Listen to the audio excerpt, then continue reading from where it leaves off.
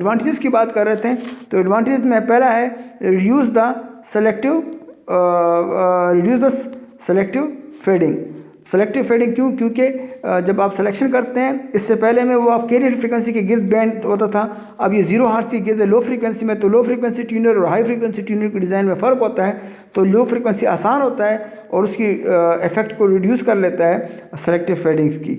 और दूसरी बात reduce the distortion, level of distortion की रिडक्शन हो जाती है।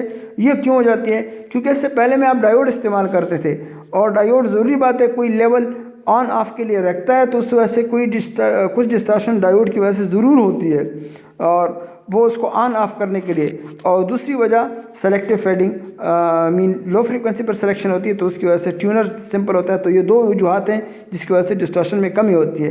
तीसरा फ़ायदा इसका ये कि सिग्नल लेवल जो है, सिग्नल लेवल क्योंकि इससे पहले डायोड को ज़रूरी बात है आप कुछ लेवल लो लेवल पर डायोड काम नहीं करता, जबकि ये काम करता है लो लेवल पर, क्योंकि डायोड को ऑन ऑफ के लिए कुछ ज़रूरी बात है 0.3 वोल्ट 0.2 वोल्ट देना पड़ता है ताकि वो ऑन ऑफ हो जाए। आइडियल डायोड, प्रैक्टिकल डायोड की बात कर रहे हैं, तो उस वजह से सिग्नल्स लेवल्स, जबकि ये वाला जो है ये 0 लेवल 0.1 0.2 लेवल पर भी काम करता है, तो लो लेवल पर भी काम करता है, जबकि रेक्टिफायर वाला लो लेवल पे काम नहीं करता था।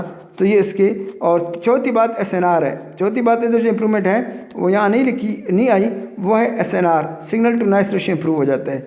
चूँकि नॉइस या डिस्टॉर्शन कम हो जाती है तो signal to noise ratio improve हो जाती है, तो सेंसिटिविटी में इजाफा आ जाता है। तो ये 4 फ़ायदे हैं। पहला फ़ायदा reduce the effect of selective fading, और दूसरा फ़ायदा रिड्यूस द डिस्टॉर्शन, तीसरा फ़ायदा signal levels low signal level पर भी एक ऑपरेट करता है, और चौथा फ़ायदा signal to noise level signal to noise ratio improve हो जाती है या सेंसिटिविटी इम्प्रूव हो जाती है। तो ये सिंक्रोनस डिटेक्टर के 4 फ़ायदे भी हैं। अब पढ़ते हैं सिंक्रोनस डिटेक्टर के टाइप्स। आपके पास सिंक्रोनस डिटेक्टर्स के 4 बड़े टाइप्स हैं। पहले 3 बड़े टाइप्स हैं। पहले को कहते हैं फ़िल्टर मेथड। ये जितनी भी टाइप्स हैं ये असल में आप कैरियर किस तरह जनरेट करते हैं तो उस पर डिपेंड करता है, क्योंकि कैरियर और मॉड्यूलेटेड वेव की मिक्सिंग होती है, तो कैरियर जनरेशन में चेंजेस होती है, जिसकी वजह से इसका मेथड भी और इसका टाइप्स भी चेंज होता है। पहला मेथड है फ़िल्टर मेथड। फ़िल्टर मेथड में extract the carrier by using narrow band filter. Narrow band filter का इस्तेमाल करते हैं और कैरियर को एक्सट्रैक्ट करते हैं, फिर उस कैरियर को मिक्सर में देते हैं और मॉड्यूलेटेड सिग्नल के साथ मिक्स कर लेते हैं, जिसकी वजह से उसकी मिक्सिंग से कैरियर निकल जाता है और आपको ओरिजिनल जो मैसेज सिग्नल है वो मिल जाता है। तो ये नैरो बैंड फ़िल्टर का इस्तेमाल करना ये पहला मेथड है। दूसरा मेथड है फेज लॉक लूप का इस्तेमाल करना। यूज़फुल मेथड है, मनी RF एप्लीकेशन में इस्तेमाल होता है। And this phase lock loop is right a narrow loop filter. जिस तरह with a narrow loop filter 2 चीज़ें होती हैं, एक फेज लॉक लूप होता है और उसके साथ नैरो लूप फ़िल्टर होता है।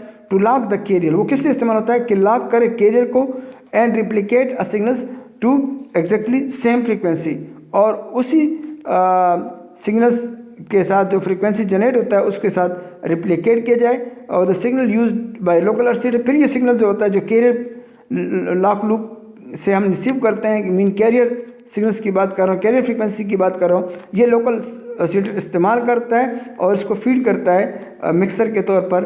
और ये क्यों फीड करता है? ताकि हमारा मिक्सर जब कैरियर फ्रीक्वेंसी आपके मॉड्यूलेटेड सिग्नल से मिल जाए मिक्सर में, तो वो उसको कैरियर को हटा देता है और मैसेज को छोड़ देता है। तो ये एक काम फेज लॉक लूप भी करता है। तीसरा काम लिमिटिंग एम्पलीफायर के ज़रिए से भी इसको अचीव किया जा सकता है। वो क्या होता है? लिमिटिंग एम्पलीफायर असल में ये होता है कि इंटरमीडिएट फ्रीक्वेंसी एम्पलीफायर से जो मैसेज आता है रिसीवर के पास, तो एक डायरेक्ट हम मिक्सर को देते हैं और एक उसमें से उस मैसेज को हम हाई गेन